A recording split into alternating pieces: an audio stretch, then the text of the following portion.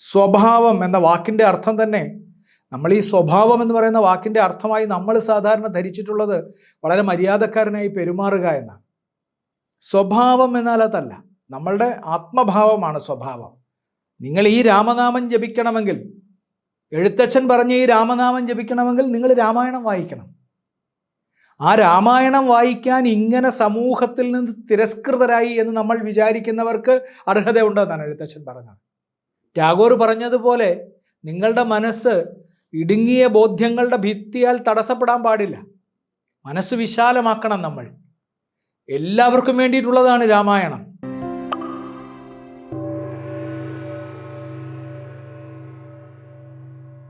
രാമായണത്തെ നമ്മൾ ഗൗരവപൂർവ്വം പഠിക്കുമ്പോൾ, അങ്ങനെ ഗൗരവപൂർവ്വം പഠിക്കുമ്പോൾ എന്ന് നമ്മൾ പറയേണ്ട കാര്യമില്ല, നമ്മൾ ഗൗരവപൂർവ്വം പഠിച്ചുകൊണ്ടിരിക്കുകയാണ്.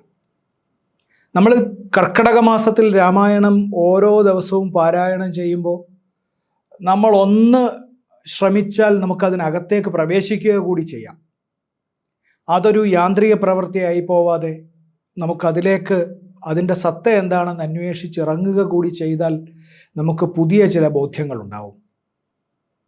എഴുത്തച്ഛനെക്കുറിച്ച് നമ്മൾ ധാരാളമായി പ്രശംസിച്ചുകൊണ്ടേയിരിക്കുന്നു ഈ ദിവസങ്ങളിലെല്ലാം. അങ്ങനെ നമ്മൾ പ്രശംസിക്കാതിരിക്കുന്നത് എങ്ങനെ? പ്രകടമായ വലിയ സംഘടിത ശക്തികൾ ചേർന്ന് നടത്തുന്ന വലിയ സമരങ്ങൾക്കും വിപ്ലവങ്ങൾക്കുമൊക്കെ ലോക ചരിത്രത്തിൽ മഹാസ്ഥാനങ്ങളുണ്ട്. കാരണം അവ ജീവിതത്തിൻ്റെ ഗതി മാറ്റിയിട്ടുണ്ട്. ജീവിതത്തിൻ്റെ ഗതി മാറ്റുക മാത്രമല്ല, ജീവിതത്തിൻ്റെ സ്വഭാവം മാറ്റിയിട്ടുണ്ട്. എല്ലാ മാറ്റങ്ങളും അടിസ്ഥാനപരമായി നമ്മൾ സംഘടിതമായി നടത്തുന്നതായാലും വ്യക്തിപരമായി നടത്തുന്നതായാലും അത് അടിസ്ഥാനപരമായി മനുഷ്യൻ്റെ സ്വഭാവം നിർണ്ണയിക്കണം. ആ സ്വഭാവത്തിന് മഹിമയുണ്ടാക്കി കൊടുക്കണം. സ്വഭാവം എന്ന വാക്കിൻ്റെ അർത്ഥം തന്നെ, നമ്മൾ ഈ സ്വഭാവം എന്ന് പറയുന്ന വാക്കിൻ്റെ അർത്ഥമായി നമ്മൾ സാധാരണ ധരിച്ചിട്ടുള്ളത് വളരെ മര്യാദക്കാരനായി പെരുമാറുക എന്നാണ്. സ്വഭാവം എന്നാൽ അതല്ല, നമ്മളുടെ ആത്മഭാവമാണ് സ്വഭാവം. നമ്മളുടെ ഉള്ളിൽ എന്താണോ അതിനെ പരിഷ്കരിക്കാൻ കഴിയുന്ന എല്ലാറ്റിനെയും സമൂഹത്തിന് സ്വീകരിക്കാം.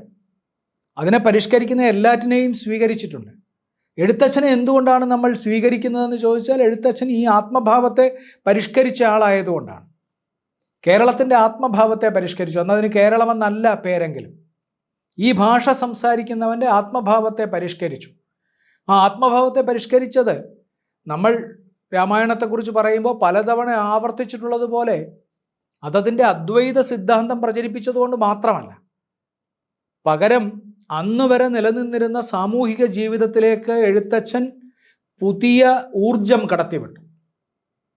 ഇന്നലെ വരെ വായിച്ചിട്ടില്ലാത്തവന് വായിക്കാം എന്ന് എഴുത്തച്ഛൻ പറഞ്ഞു.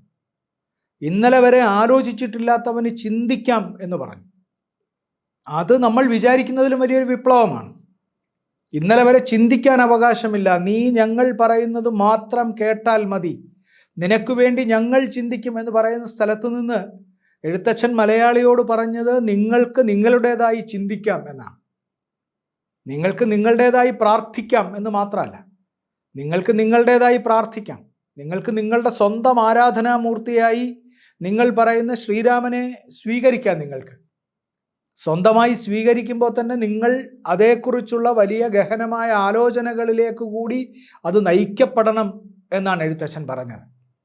നമ്മളുടെ അധ്യാത്മരാമായണത്തിൻ്റെ വളരെ പ്രസക്തമായിട്ടുള്ള ഒരു അവസ്ഥ നമ്മൾ പരിശോധിക്കുമ്പോൾ നമുക്ക് കാണാൻ കഴിയുന്നത്, അധ്യാത്മരാമായണത്തിൻ്റെ പല പല ഭാഗങ്ങളിലായി എഴുത്തച്ഛൻ അദ്ദേഹത്തിൻ്റെ ഈ സാമൂഹിക അവബോധത്തെ വിതറിയിട്ടിട്ടുണ്ട്. അഹല്യാമോക്ഷം നമ്മൾ വളരെ വിശദമായി പിന്നീടൊരിക്കൽ സംസാരിക്കേണ്ടതാണ്. എങ്കിലും അഹല്യാമോക്ഷത്തിൻ്റെ സന്ദർഭത്തിൽ ഈ മോക്ഷത്തിന് ശേഷം അഹല്യ നടത്തുന്ന ശ്രീരാമസ്തുതിയുണ്ട്. ശ്രീരാമസ്തുതി, ആ ശ്രീരാമസ്തുതിക്ക് 2 ഘട്ടങ്ങളുണ്ട്. ഞാനതിൻ്റെ ഒരു ഘട്ടത്തെക്കുറിച്ചാണ് ഞാനിപ്പോൾ പറയുന്നത്. മറ്റൊരിക്കൽ നമുക്കതിൻ്റെ വേറൊരു ഘട്ടത്തെക്കുറിച്ച് സംസാരിച്ചേ മതിയാവും. കാരണം രാമായണം വായിക്കുന്ന ഒരാളെ സംബന്ധിച്ച് അഹല്യ എന്ന കഥാപാത്രം അങ്ങേയറ്റം പ്രധാനപ്പെട്ട ഒരു കഥാപാത്രമാണ്. അതുകൊണ്ട് പക്ഷേ ഇവിടെ അതല്ല പ്രസക്തമായിട്ടുള്ളത്. ആ അഹല്യാമോക്ഷത്തിൻ്റെ ശ്രീരാമനെക്കുറിച്ച് പറയുന്നതിൻ്റെ സ്തുതിച്ചിട്ട് അഹല്യ ഒരു ഫലശ്രുതി പറയുന്നുണ്ട്. അതിന് ഇതെങ്ങനെയാണ് ആയിത്തീരേണ്ടത് എന്നതിൻ്റെ ഒരു ഫലശ്രുതി അതിങ്ങനെയാണ്: പുത്രാർത്ഥി ജപിക്കിലോ നല്ല പുത്രന്മാരുണ്ടാം, അർത്ഥാർത്ഥി ജപിച്ചീടിൽ അർത്ഥവുമേറ്റമുണ്ടാം. പുത്രനെ ആഗ്രഹിക്കുന്നവൻ ജപിച്ചാൽ അവന് പുത്രനുണ്ടാവും, ധനം ആഗ്രഹിക്കുന്നവൻ ഇത് ജപിച്ചാൽ അവന് ധനമുണ്ടാകും. ഇനി കുറച്ചാളുകളുടെ കാര്യം പറയുന്നു, ഇവർക്കും ഇതാകാം എന്ന്. ഗുരുതൽപകൻ, കനകസ്തേയി, സുരാപായി, ധരണീസുരഹന്ത, പിതൃമാതൃഹാഭോഗി, പുരുഷാധമനേറ്റമെങ്കിലും അവൻ നിത്യം പുരുഷോത്തമം ഭക്തവത്സലം നാരായണം ചേതസി രാമചന്ദ്രം ധ്യാനിച്ച് ഭക്ത്യാ ജപിച്ചാദരാൽ വണങ്ങുകിൽ സാധിക്കുമല്ലോ മോക്ഷം എന്ന്. ഇതിൽ പറയുന്ന ഈ പദങ്ങളൊക്കെ നോക്കണം. ഗുരുതൽപകൻ, ഗുരുതൽപകൻ എന്ന് പറഞ്ഞാൽ അതിന് വലിയ മോശപ്പെട്ടൊരർത്ഥവും കൂടിയുണ്ട് കേട്ടോ. ഗുരുവിനെ നിന്ദിക്കുന്നവൻ എന്ന് നമുക്ക് തൽക്കാലം അതിനർത്ഥം പറയാം. കനകസ്തേയി, സ്വർണം മോഷ്ടിക്കുന്നവൻ. സുരാപായി, മദ്യം ഉപയോഗിക്കുന്നവൻ. ധരണീസുരഹന്ത, ബ്രാഹ്മണനെ കൊല്ലുന്നവൻ. ബ്രഹ്മഹത്യ വലിയൊരു പാപമായി പരിഗണിക്കപ്പെട്ടിരുന്നു പണ്ട്. പിതാവിൻ്റെയും മാതാവിൻ്റെയും സ്വത്ത് അപഹരിക്കുന്നവൻ. നിരന്തരമായി ഈ ആസ്തിക്യബോധം വെടിഞ്ഞ് ഭയങ്കരമായിട്ട് ഭോഗതൽപരനായി ജീവിക്കുന്നവൻ. പുരുഷാധമൻ, ഇങ്ങനെയൊക്കെയുള്ള മനുഷ്യൻ. ഈ പുരുഷൻ എന്ന് പറയുമ്പോൾ അത് ആണിനെക്കുറിച്ച് മാത്രം പറയുന്നതല്ല കേട്ടോ. ആണിനെക്കുറിച്ച് മാത്രം പറയുന്നതല്ല. പുരുഷൻ എന്ന് പറയുന്നത് നമ്മൾ മനുഷ്യനെക്കുറിച്ച് പറയുന്നതാണ്. പുരുഷാധമൻ, ഇങ്ങനെയുള്ള മനുഷ്യൻ, അധമനായി പോയിട്ടുള്ള ഒരുത്തനുണ്ടെങ്കിൽ അവനും ഈ രാമനാമം ജപിക്കാം എന്നാണ്. അത് രാമനാമം ജപിക്കാം എന്ന ഒരു ചെറിയ കൽപ്പനയിലേക്ക് മാത്രം അത് ഒതുങ്ങുന്നില്ല. നിങ്ങൾ ഈ രാമനാമം ജപിക്കണമെങ്കിൽ, എഴുത്തച്ഛൻ പറഞ്ഞ ഈ രാമനാമം ജപിക്കണമെങ്കിൽ നിങ്ങൾ രാമായണം വായിക്കണം. ആ രാമായണം വായിക്കാൻ ഇങ്ങനെ സമൂഹത്തിൽ നിന്ന് തിരസ്കൃതരായി എന്ന് നമ്മൾ വിചാരിക്കുന്നവർക്ക് അർഹതയുണ്ടെന്നാണ് എഴുത്തച്ഛൻ പറഞ്ഞത്.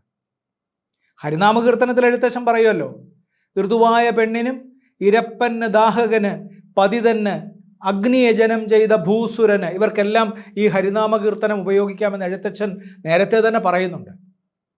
അവരുടെ കൂടെ എഴുത്തച്ഛൻ സമൂഹത്തിൽ നിന്ന് പുറന്തള്ളപ്പെടാൻ സാധ്യതയുള്ള അധമകൃത്യങ്ങൾ കൊണ്ട് സമൂഹം എല്ലാ കാലത്തും മാറ്റി നിർത്തുന്ന ഇവരെ കൂടി വിമലീകരിക്കുക എന്ന ഒരു ലക്ഷ്യം എൻ്റെ കർമ്മത്തിനുണ്ട് എന്ന് എഴുത്തച്ഛൻ നമുക്ക് ബോധ്യപ്പെടുത്തി തരികയാണ്.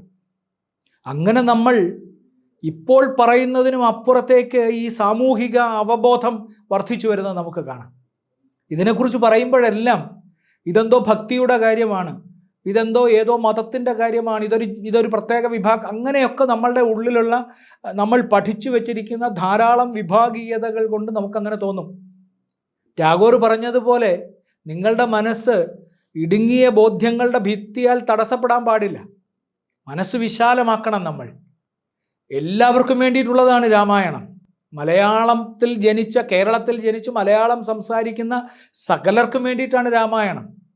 അതിൻ്റെ ഭക്തിയുടെ ഭാവം നിങ്ങൾക്ക് ആവശ്യമില്ലെങ്കിൽ അത് ഉപേക്ഷിക്കാം. പക്ഷേ ഇത് കാണാതിരിക്കാൻ പാടില്ല. ഈ തരത്തിൽ സാർവലൗകികമായി നമ്മളുടെ ജീവിതത്തെ എത്രയോ കാലത്തിനും അപ്പുറത്തേക്ക് നീങ്ങി കണ്ടു എന്ന മഹാപ്രതിഭയാണ് എഴുത്തച്ഛൻ. ആ എഴുത്തച്ഛൻ്റെ മുമ്പിൽ നമ്മൾ ഓരോ ദിവസവും പ്രണമിച്ചു എന്ന് കരുതിയിട്ട് എന്താണ് പ്രശ്നം? നമ്മളങ്ങനെ പ്രണമിക്കണ്ടേ? എഴുത്തച്ഛനെ പ്രണമിക്കുമ്പോൾ നമ്മൾ ഓരോ കവിയെയും പ്രണമിക്കുന്നു, അതിനു മുമ്പുള്ള കവിയെ പ്രണമിക്കുന്നു. ഞാനിപ്പോൾ എഴുത്തച്ഛനെ പ്രണമിക്കുമ്പോൾ എൻ്റെ തൊട്ട് മുമ്പ് എഴുതി തീർത്ത ഏറ്റവും ഒടുവിലത്തെ കവിയെ ഉൾപ്പെടെ പ്രണമിക്കുന്നു. ഇതൊരു പരമ്പരയെ പ്രണമിക്കലാണ്. അതിനെ നമ്മൾ ഒരിക്കലും അനാസ്ഥയോടുകൂടി കാണാൻ പാടില്ല എന്നാണ് എനിക്ക് പറയാനുള്ളത്.